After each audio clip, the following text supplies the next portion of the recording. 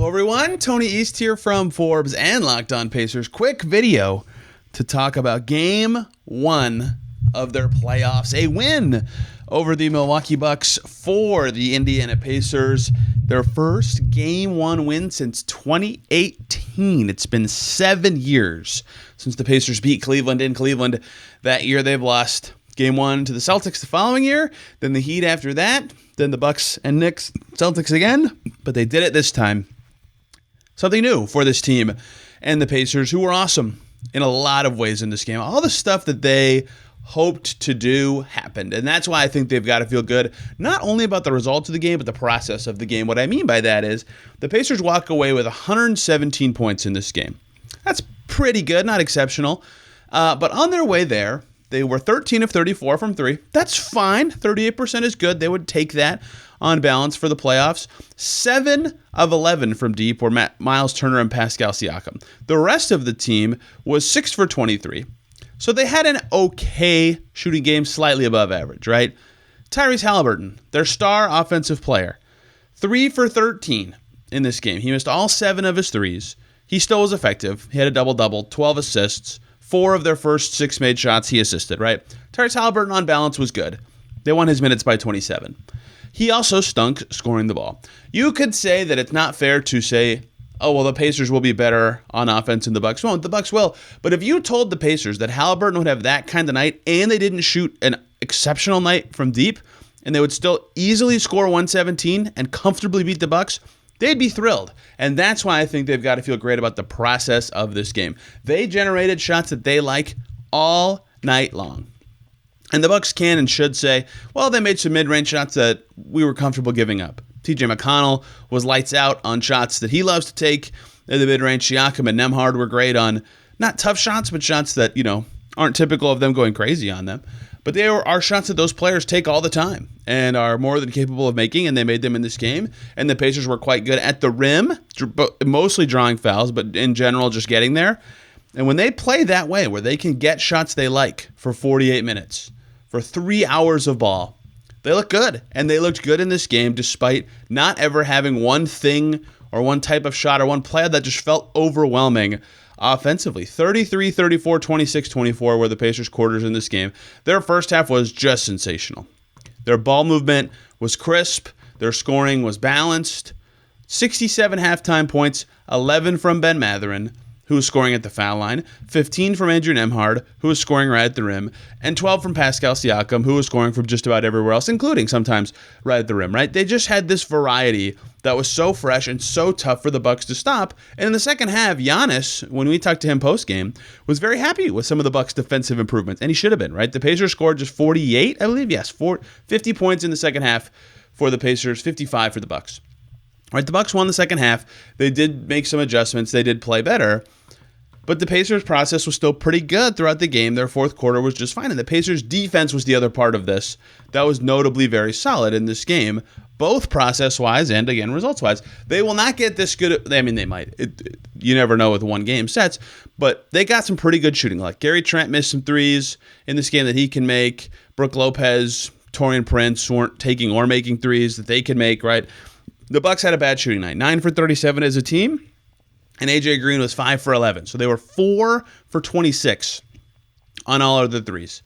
However, the Pacers played a big part in that. Their closeouts were very crisp. They played very connected, rotating off of Giannis.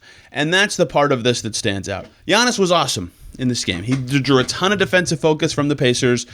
They switched 4-5. They would send 2 guys to him, sometimes 3 with the wall. Like I mentioned a lot before the series that the Pacers were going to have to mix up their coverages. They did. But the hard part of it is defending after Giannis gets off the ball. That's why he had so many assists down the stretch of the season, right? I averaged a triple-double in the month of April during the regular season. Some of that was the Bucks making shots, which they have good shooters, and they shot poorly in this game. Some of that was other factors, including Damian Lillard being out. He might return for the next game. He only had 1 assist in this game. So yes, he had 36 and 12 on 23 shots. Giannis was very good. He is not the reason the Bucks lost, but the 1 assist number to me speaks to the connectivity of the Pacers defense in this game, which was not perfect. They had some moments. They went back. They lost shooters in the second half. Gary Trent wiggled free for some nice mid-range shots. But in general, I think a night the Pacers will be happy about. And 98 total points for the Bucks speaks to that. So without getting into really any sort of nitty-gritty strategy, rotational changes, things that the Pacers need to be looking out for in Game 2, just purely the process of Game 1, how the Pacers prepared, what they wanted to do, and how they did it, I think the Pacers have to be thrilled, even if it's only one game. And this is new for them, right? This is the story I just finished writing. It's scheduled. It'll go up at 8:30 tomorrow morning. This is a humongous change from last year. Winning Game 1 does not mean a team will win a series. The Pacers know that from last year. They won twice after losing Game 1s. However, last year, the Pacers went into Milwaukee. It was Tyrese Haliburton and Ben Shepherd and Andrew Nembhard and Isaiah Jackson. They're making their playoff debut. And they had high hopes, obviously, but they didn't know what to expect. They just didn't. They didn't know how to balance the emotions of like focus of a game and like the glitz of a playoffs, right? They got some experience in the NBA Cup, but it's different. And you could tell right away. They stunk in the first half. They shot 36%. They had 7 turnovers at the break. And they were down 27, I believe, at halftime of that game in Milwaukee. They had 42 points. Damian Lillard by himself had 35. They talked about it after the game. Embarrassed was the word used, right? They didn't execute well. They didn't run their game plan. These are things that they said. They didn't run at all. Like running is a thing for the Pacers, being a fast-paced team. These are all things they said after that game. I went back and read my own stories and others, right? This year, same opponent, 1 year later. Only one guy, Ben Mathurin, is making his playoff debut for the Pacers instead of many. They have much more experience. And Mathurin was around during the playoffs last year. He at least got to see it. And Mathurin was quite good. The stats do not do his game justice. He finished with 13 points and 5 boards on only 7 shots. He missed a lot of shots. He was awesome at the foul line. His cuts were crisp. He was ready to go. And the Pacers were too. They balanced their emotions much better. They executed well, stuck to their game plan, never got deterred by it, played fast all night. Some of that was that they played in a way that allowed them to play fast. What I mean by that is getting stops, crashing the glass, all that kind of stuff. But even when the Bucks started to play better, the Pacers had enough cushion because of how good they played to get it done. The second half had some Bucks successes. Giannis and that bench group was quite good. I think they're going to change their starting lineup for sure, the Bucks, in the next game of this series.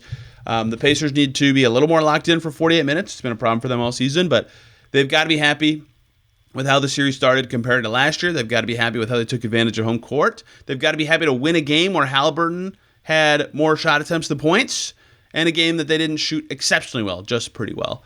But they want to defend Giannis better. They want to be better not losing shooters. AJ Green got free a lot in the fourth quarter. And I think we'll see different bench groups. Maybe not a shorter bench, but different bench groups for the Pacers in Game 2. I'm looking forward to it. I have a podcast about the game already. I'll have 2 more between now and Game 2. And, of course, 1 story already scheduled and more to come from Pacers Bucks. Hope you guys enjoyed this one. Thank you so much for watching. If you're interested in learning about the Fever Draft, a recent video on this channel will be for you. If not, we'll see you after practice with videos and interviews on, I believe, Monday.